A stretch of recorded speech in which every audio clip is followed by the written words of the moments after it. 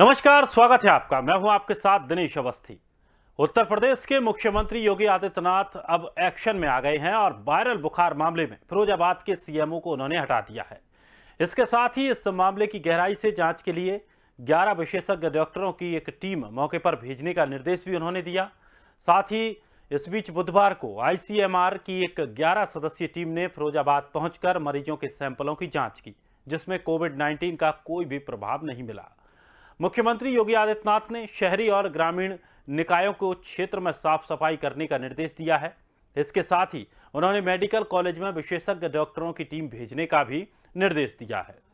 आपको बता दें कि फिरोजाबाद में डेंगू और वायरल से ग्रसित बच्चों की संख्या सैकड़ों में हो गई है।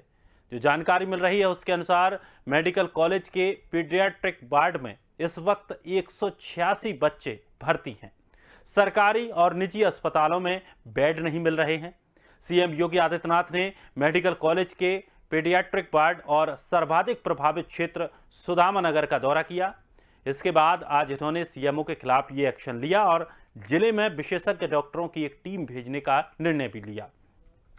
पिछले कुछ दिनों से फिरोजाबाद में डेंगू और वायरल बुखार से लगातार मौतें हो रही हैं और उनके जो आंकड़े हैं वो तेजी से बढ़ रहे हैं और ये बताया जा रहा है कि यहाँ पिछले एक हफ्ते में 46 मरीजों की मौत बुखार और डेंगू से हुई है, जबकि अगर 17 दिनों की बात करें तो ये आंकड़ा 50 से ज़्यादा हो जाता है। लेकिन आपको बता दें कि ये पहली बार नहीं है। इस तरह के जो मौसमी बीमारियां हैं वो प्रदेशों में पहले भी आती रही हैं और लगभग हर साल आती हैं।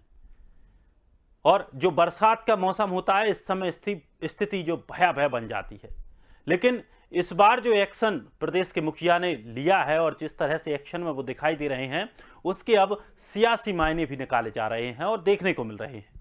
दरअसल अगले साल प्रदेश में चुनाव होना है, जिसे देखते हुए इस एक्शन को महत्वपूर्ण माना जा रहा है और अब ये देखना होगा कि योगी के इस एक्शन पर विपक्षी दलों की क्या प्रतिक्रिया होगी। क्या विपक्ष इस एक्शन को लेकर सवाल खड़े करेगा? आज इसी विषय को लेकर के इस कार्यक्रम में आज हम चर्चा करने वाले हैं। लेकिन उससे पहले आपको बता दें कि समाजवादी पार्टी के मुखिया अखिलेश यादव इस पूरे मामले को लेकर के उत्तर प्रदेश सरकार पर कई सवाल खड़े कर चुके हैं और उन्होंने जो मौतें हुई हैं उनको लेकर के सीधा सीधा दोषी सरकार को ठहराया है और उन्होंने साफ तौर पर कहा है कि जो बदहाली और बद इंतजामी उत्तर प्रदेश में कर दी है उसके लिए अब जनता भाजपा को इस बार बाहर का रास्ता दिखाने जा रही है।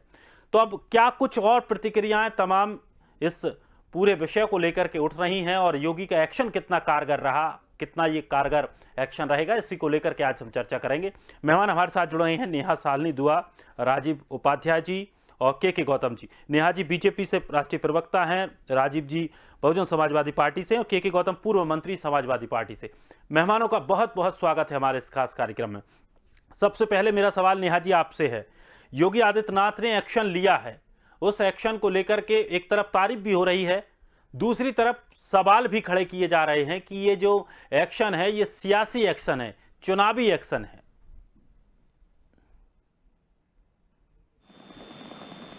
नेहा जी आप तक मेरी आवाज पहुंच रही है? लगता है नेहा जी तक आवाज नहीं पहुंच पाई है, संपर्क नहीं हो पाया। अब दोबारा जुड़ने की कोशिश करेंगे। राजीव जी हमारे साथ लगा बने हुए हैं। राजीव जी किस तरह से देखते हैं जो योगी आदित्यनाथ ने फिरोजाबाद में जिस तरह से जाकर के वहां औचक निरीक्षण किया, अस्पतालों का जायजा लिया और सीएमओ को हटा दिया है, इस एक्शन के बाद क्या स्थिति और आगे बेहतर बन सकती है? जिस तरह से जो बद इंतजामी वहां देखने को मिली, क्या वो एक सीएमओ को हटा देने से वहां की स्थिति सुधर जाएगी? देखिए दिनेश जी, चुनाव का मौसम चल रहा है और योगी जी उसी में घबराहट उनकी दिख रही है। सबसे बड़ी चीज क्या है, जिस जनपद में वो दौरा करने गए थे, मैं आपको बता दूं कि जो मेडिकल कॉलेज आगरा है, मेडिकल कॉलेज कानपुर, दो तीन मेडिकल कॉलेजों में आपने एक केवल प्रचार्य बिठा रखे हैं। जो प्रधानाचार्य का पद होता है, जो प्रचार्य का पद होता है, आप एक बात बताइए कि क्या प्रदेश के अंदर डॉक्टरों की कमी हो गई है कि आप उसका मुखिया जो है दो मेडिकल कॉलेजों में एक प्रचार्य आप उसमें पोस्टिंग दे पा रहे हैं? पहला चीज। दूसरा चीज, सबसे बड़ी समस्या क्या है दिनेश जी, कहाँ गई इनकी आयुष्मान योजना? आज बच्चे मर रहे हैं, किसके बच्चे मर रहे हैं? बच्चे मर रहे हैं स्वाभाविक तौर पे गरीब जनता के, जो एक एक बेड पे 2-2, 2.5, 3-3 बच्चे लेटाए जा रहे हैं। आपको ये संज्ञान में आना चाहिए। मैं अभी आज न्यूज पढ़ रहा था कि एक बेड पे 2-2 बच्चे कानपुर के अंदर बड़े मेडिकल कॉलेज हाईलाइट अस्पताल में लेटाए जा रहे हैं। ऐसी नौबत क्यों आ गई? क्या मेडिकल व्यवस्था में हम लोग चिल्लाते रह गए 4.5 वर्षों से कि आप कुछ करिए? हमको तो नहीं लगता है कि कहीं भी आपने स्वास्थ्य के विषय में कोरोना में क्या किया क्या नहीं किया। इसके अलावा न तो आपने जनरल वार्डों को बढ़ाने का काम किया या अन्य वार्डों को बढ़ाने का, पहला चीज। दूसरा चीज, दवाई के मामले में इतनी बुरी स्थिति है दिनेश जी की डॉक्टर बाहर से दवा लिख रहे हैं। 2 दवा लिखते हैं तो एक मिलती है, एक अब्सेंट रहती है। इस तरह की व्यवस्था पूरे उत्तर प्रदेश के अंदर हो गया है। कोई भी अधिकारी माननीय योगी जी का सुनने को तैयार नहीं है, वो अनसुना कर रहा है। यहाँ तक कि छोटे छोटे अधिकारी भी इनकी बातों को नहीं सुनते हैं और छोटे छोटे कार्यकर्ता लखनऊ जाकर के बहुत निम्न स्तर के कार्य के लिए योगी जी को प्रार्थना पत्र देते हैं। ये स्थिति उत्तर प्रदेश के अंदर भारतीय जनता पार्टी की बनी हुई है। निश्चित तौर पे जो बच्चे आज पिछले कई दिनों से जो डेंगू और वायरल का एक प्रकोप चल रहा है, ये तो दिनेश जी हर साल चलता है निश्चित तौर पे, लेकिन इसकी व्यवस्था कितनी सुदृढ़ होना चाहिए? क्या सीएमओ को मालूम नहीं है कि बरसात के बाद तत्काल या बरसात में इस तरह की व्यवस्थाएं होती है और हर साल ये चीजें रिपीट करती है? तो कहीं न कहीं शासन स्तर पे कमियां और खामियां है, जिसका परिणाम उत्तर प्रदेश की गरीब जनता और उनके बच्चों के ऊपर ये खामियां का क्या कहते हैं इसको, खामियां का परिणाम जो है इन बच्चों पे आ रहा है। दूसरा एक बहुत महत्वपूर्ण पहलू ये है दिनेश जी कि आपको मालूम है, हमको मालूम है, दुआ जी बैठी हैं और गौतम साहब तो मंत्री जी रहे हैं, हमारे कैबिनेट मंत्री रहे उत्तर प्रदेश में। सारे दलों के नेताओं को मालूम है कि हालात क्या है। जो स्वास्थ्य केंद्र हैं, जो सरकारी स्वास्थ्य केंद्र हैं, इसमें कहीं ना कहीं बद इंतजामी की व्यवस्था बहुत ज्यादा है। और आयुष्मान योजना इसीलिए लगाई गई थी कि आपको अगर वहां व्यवस्था सही ना मिले तो आप प्राइवेट सेक्टर की तरफ भागिए, प्राइवेट नर्सिंग होमों में जाइए। लेकिन क्या मेडिकल कॉलेज के और वहां के प्राचार्य ने ये कोशिश किया? एक मेडिकल कॉलेज के अंदर 7-7, 8-8 बच्चे मर गए 24 घंटे के अंदर। वहां उन बच्चों को आयुष्मान योजना की तरफ क्यों नहीं दूसरी जगह, अगर आपके पास व्यवस्था नहीं थी तो क्यों नहीं दूसरी जगह आपने शिफ्ट किया? ये शासन को सारी चीजें संज्ञान में लेकर के, और उत्तर प्रदेश की जनता को, हम सबकी मांग है कि उत्तर प्रदेश की गरीब जनता को बचाने का कार्य करें। और ये 1-2 महीना रहेगा डेंगू, ऐसा नहीं कि आज डेंगू खत्म होने जा रहा है। और राजीव जी, ये हर साल की स्थिति है, कोई नया ये वो नहीं है कि चुनौती सरकार के लिए। हर साल किसी न किसी तरह से ये मौसमी बीमारियां आती हैं और बच्चों के लिए घातक होती हैं। हर साल बच्चों की जानें भी जाती हैं। नेहा जी, हर साल बिल्कुल, और हर सीएमओ को ये तो निर्देशित रहता है कि आप व्यवस्थित रहिए, आप पहले से सुनियोजित तरीके से तैयार रहिए इसको, कि आपको इसको लेकर के सफरिंग करना है। चलिए, हमारे साथ के गौतम जी बने हुए हैं। गौतम जी, जिस तरह से योगी आदित्यनाथ ने एक्शन लिया, उसके बाद से अखिलेश यादव ने साफ तौर पर यह कहा कि क्या एक सीएमओ को हटाने के बाद से स्थिति प्रदेश में सुधरेगी? आपने एक जगह का जाकर के सीएमओ हटा दिया और अपने ही नेताओं से बाही बाही लूट ली। माने दिनेश जी, मैं आपका शुक्रिया हूँ, आपने मुझे कॉल करके जानकारी चाहिए। मैं अपनी बात रखना चाहूँगा और ये कहना चाहूँगा कि माननीय मुख्यमंत्री जी को क्या मालूम नहीं कि बरसात का मौसम आ गया? क्या माननीय मुख्यमंत्री को मालूम नहीं कि गर्मी और बरसात में डेंगू और वायरल फैलता है? क्या माननीय मुख्यमंत्री के पता नहीं कि इसमें वायरल में बच्चे हमारे तड़प मर जाते हैं? तो जब इनको पता है, पता होने के बावजूद भी इनकी जो व्यवस्था है, ये व्यवस्था जो ये इतनी खराब है कि जनमानस त्राही करती है। अब आप लखनऊ में देख लीजिए, कहीं बलरामपुर हॉस्पिटल में, कहीं लोहिया हॉस्पिटल में, कहीं सिविल हॉस्पिटल में त्राही मची है। ये क्या व्यवस्था है? सरकार की ये व्यवस्था तो बहुत अनुचित है। सरकार को संविधान के मुताबिक लोक कल्याणकारी राज्य की व्यवस्था होने जन योजना के माध्यम से, टैक्स के माध्यम से सरकार पास जाता है। आपको जब जन क्रांति पैदा होती तो आप ये सस्पेंड कर देते हैं। तो सस्पेंड करने से क्या बच्चों की जान बच जाएगी? क्या बच्चों बुखार कम हो जाएगा? बच्चों की बीमारी कम हो जाएगी? वायरल कम हो जाएगा? डेंगू कम हो जाएगा? सस्पेंड करने कुछ होता नहीं। आप पहले क्यों इंतजाम नहीं करते? पहले व्यवस्था क्यों नहीं करते? मेरा ये कहना है। बिल्कुल। और ये एक सवाल, इसके अलावा अखिलेश यादव ने एक सवाल और उठाया। उन्होंने कहा कि जैसा कि हर साल की ये स्थिति बनती है, आपको तैयार रहना चाहिए। और जो छिड़काव को लेकर उन्होंने बात कही, वो भी बेहद अच्छी बात उन्होंने कही कि अगर पहले से छिड़काव गांव-गांव में या ऐसी जगहों पर जहां लोग ज़्यादा गंदगी जहां दिखती है, उस जगह पर सही समय से अगर दवा का छिड़काव भी किया जाता, तो कम से कम बहुत हद तक इस बीमारी पर काबू पाया जा सकता था। नेहा जी हमारे साथ जुड़ गई हैं। नेहा जी, क्या केवल एक सीएमओ को सस्पेंड कर देने से जो पूरी अव्यवस्थाएं वहां पर बनी हुई थी, या पूरे और प्रदेश में और जगह जो अव्यवस्थाएं बनी हैं, वो सुधर जाएंगी?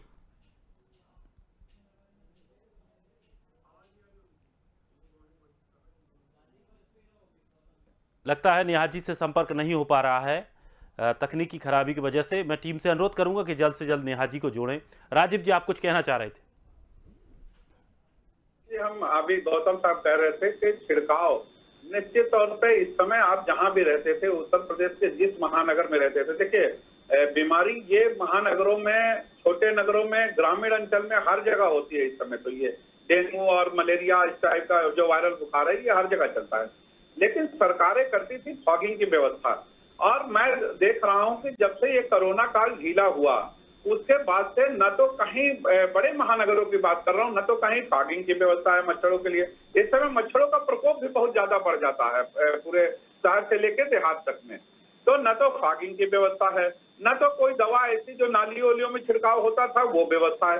इस तरह की जब व्यवस्थाएं नहीं आप करेंगे, आप ये जान लीजिए, सच्चाई बता रहा हूँ, कागजों पे ये फॉगिंग भी हो रहा होगा, कागजों पे ये छिड़काव भी हो रहा होगा, कागजों पे मलेरिया का टीका भी आ रहा होगा, लेकिन वास्तविकता में जो चीजें जनता के बीच में आनी चाहिए, जो जनता को मिलना चाहिए, जो गरीब जनता को मिलना चाहिए। अमीर आदमी तो किसी भी प्राइवेट सेक्टर में भाग जाता है, लेकिन गरीब जनता को एक ही सहारा रहती है, वो सरकारी अस्पताल, चाहे प्राथमिक स्वास्थ्य केंद्र हो या जिला अस्पताल हो या मेडिकल कॉलेज हो। उन व्यवस्थाओं को आप नहीं किए। यहाँ तक कि मेडिकल कॉलेज में आने वाले कई जगह तो ये सुनने में आया दिनेश जी कि जो लोग अपने बच्चों को मेडिकल कॉलेज में लाए हैं, वो खुद प्रभावित हो गए वहां पे मच्छरों से, इस मच्छरों के प्रकोप से। तो इस तरह की व्यवस्था क्यों हुई? आपने सीएमओ को सस्पेंड कर दिया, आप मेडिकल कॉलेज प्रचार को सस्पेंड कर दीजिए। आप वहां आगरा, आप मथुरा गए थे, मथुरा से आपने फिरोजाबाद का चक्कर मार लिया और उसी चक्कर में वाहवाही लूटने के लिए। लेकिन जनता भी तो जानती है कि आप अगर मुख्यमंत्री होते हुए आप 75 जिलों में अगर आप निर्देश कर देंगे, एक समय था 2007 से 12 के बीच में दिनेश जी, जब बहन जी जिलों का दौरा करती थी, औचक दौरा करें या बता के करें, निश्चित तौर पर अधिकारियों में एक डर और भय वातावरण पैदा होता था। और भय किस चीज का? कि बहन जी कानूनी कार्रवाई तगड़ी करेंगी अगर हमने व्यवस्थाएं सुदृढ़ नहीं रखी। तो यहाँ तो व्यवस्था नाम पे कोई चीजें नहीं है, अधिकारी किसी का सुन नहीं रहा है, किससे चिल्लाएंगे? हम चिल्लाएं, आप चिल्लाइए। मैं सीएमओ को एक दिन फोन किया, लेकिन सीएमओ कहता है कि भाई मेरे पास ऊपर से कुछ हो तब तो मैं कर दूं मदद आपकी। तो ये सारी चीजें हैं। बिल्कुल। और सवाल और भी हैं, और सवाल गंभीर ये भी हैं कि जिस तरह से तीसरी लहर को लेकर के बात कही जा रही थी, प्रदेश सरकार एक तरफ कह रही थी कि हम तीसरी लहर के लिए तैयार हैं, लेकिन एक छोटे से डेंगू और बुखार ने पूरे उन व्यवस्थाओं की पोल खोल कर रख दी है कि इस समय अगर व्यवस्थाएं अस्पतालों में नहीं हो पाई हैं, तो फिर अगर मान लीजिए अगर तीसरी लहर आ जाती तो स्थिति कितनी ज्यादा बिगड़ सकती थी। ये भी एक बड़ा सवाल है। मीडिया की सरकार है ये, आप लोग इनको गा रहे हैं, प्रिंट मीडिया इनको छाप रही है, बड़े बड़े होर्डिंग और बैनर जो है इस उत्तर प्रदेश की जनता की गाढ़ी कमाई और उनके ऊपर टैक्स लाद करके पैसा लेकर के उत्तर प्रदेश की सरकार बड़ी बड़ी बलिया से लेकर नोएडा तक होर्डिंग लगाती है कि नंबर 1 सरकार है भारत में, खुद ही की पीठ थपथपाती है। इस तरह की सरकार काम कर रही है जमीनी स्तर पे इनके पास। लेकिन राजीव जी, हम सवाल उठाते हैं अगर कुछ अच्छा करेगा दिनेश तो... जी, आपकी बात मैं नहीं कर रहा हूं, मैं कह रहा हूं जिस तरह से मीडिया गुणगान गाने में लगी हुई है, गुणगान के साथ आप महंगाई भी तो चर्चा करिए। हम लोग डेंगू पे चर्चा कर रहे हैं, हम लोग सारी चीजों पे, लेकिन अभी आपने विकास पे चर्चा किया था, मुझे बहुत अच्छा लगा था कि विकास जन्म नहीं लिया अभी 6.5 वर्षों में। यही चीज आज दर्शा रही है कि आज 5 साल योगी जी के हो गए, और योगी जी के 5 साल में हम लोग सुन रहे थे दिनेश जी, जब पहली लहर आई थी कि भारत सरकार इतनी तैयार है, उत्तर प्रदेश सरकार इतनी तैयार है कि ट्रेन के डब्बों को भी वो जनरल वार्ड और उस वार्ड में सिर्फ बना लिए, कोविड वार्ड बना लिए।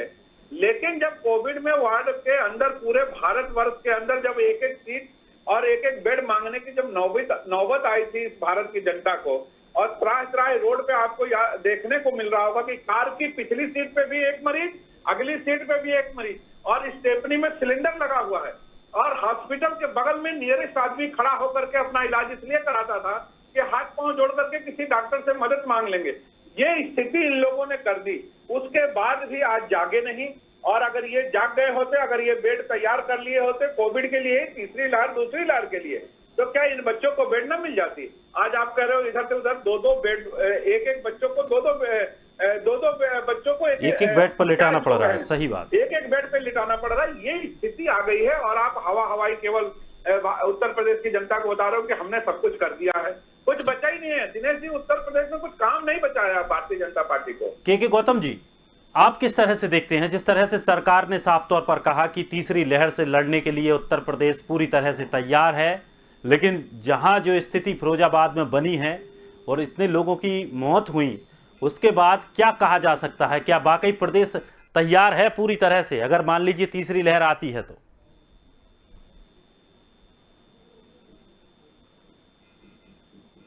गौतम जी, आप तक आवाज पहुंच पा रही है? लगता है संपर्क नहीं हो पाया। फिर से पुनः जुड़ने की कोशिश करेंगे। मैं टीम से अनुरोध करूंगा कि जल्द से जल्द मेहमानों को जोड़ें, जिससे कि हम चर्चा को आगे बढ़ा सकें। राजीव जी,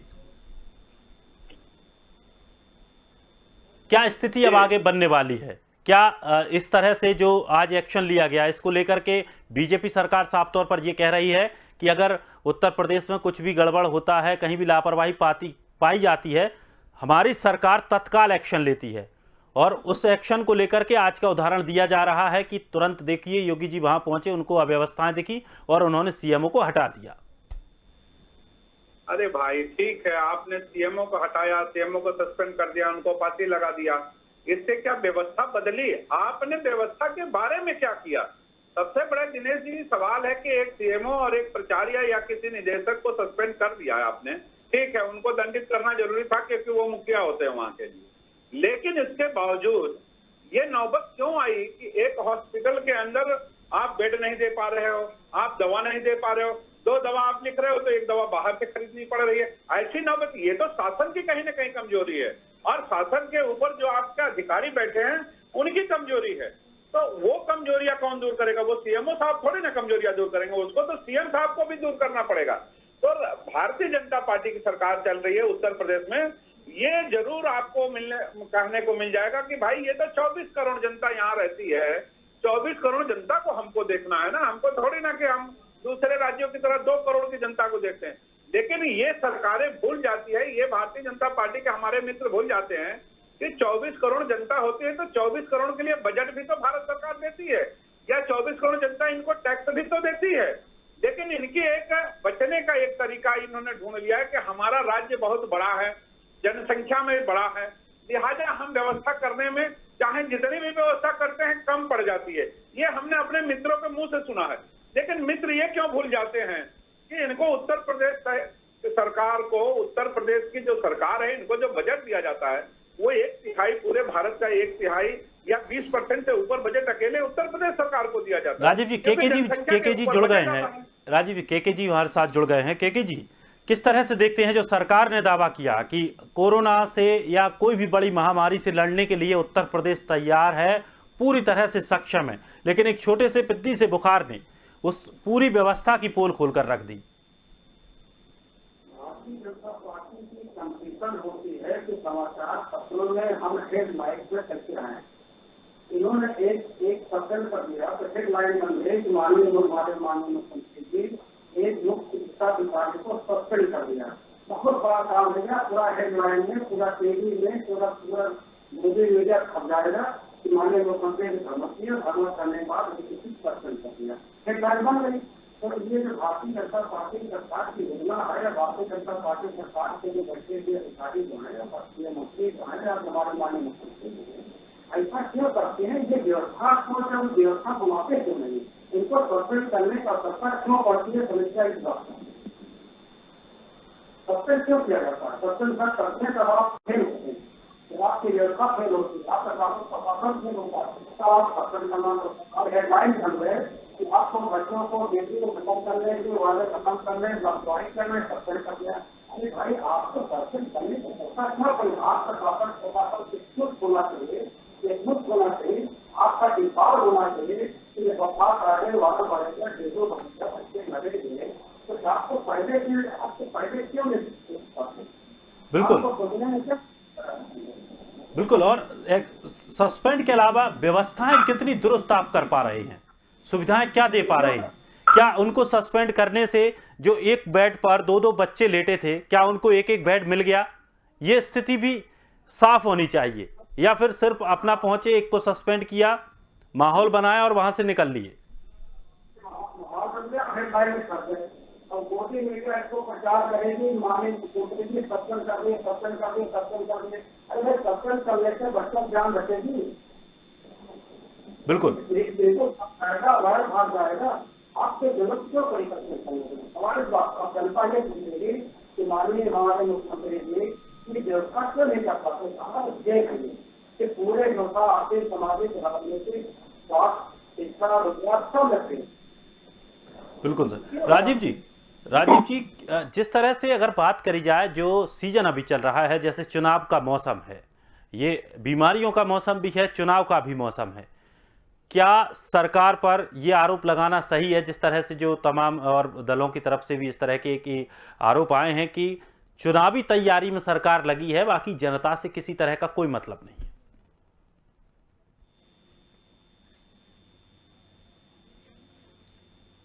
राजीव जी,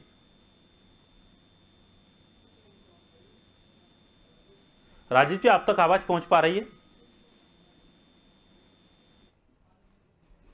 चलिए, तो अब दरअसल तकनीकी खराबी की वजह से इस तरह की समस्याएं हो जाती हैं। हमारे साथ जुड़ने के लिए सभी मेहमानों का बहुत बहुत शुक्रिया। आपको बता दें कि योगी आदित्यनाथ जिस तरह से आज एक्शन में आए, उसको लेकर के तमाम विपक्ष दलों ने सवाल उठाना भी शुरू कर दिया है। और सबसे बड़ी बात यह है कि क्या महज एक सीएमओ को हटाने के बाद से क्या पूरे उत्तर प्रदेश की स्थिति सुधर पाएगी? क्या जिस तरह से जिन लोगों को बेड्स की ज़रूरत मिल रही थी, जो अस्पतालों में जहां बच्चे भर्ती नहीं हो पा रहे थे, चाहे निजी अस्पताल हों, सरकारी अस्पताल हों, उनको जो जगह नहीं मिल पा रही थी, क्या एक एक्शन के बाद उनको जगह मिल पाई है? ये भी बड़ा सवाल है। और दूसरी सवाल ये भी है कि क्या केवल एक एक्शन के बाद से पूरी तमाम व्यवस्थाएं हैं, पूरे और प्रदेश के अन्य जगहों की जो व्यवस्थाएं हैं, क्या वो सुधर पाएंगे?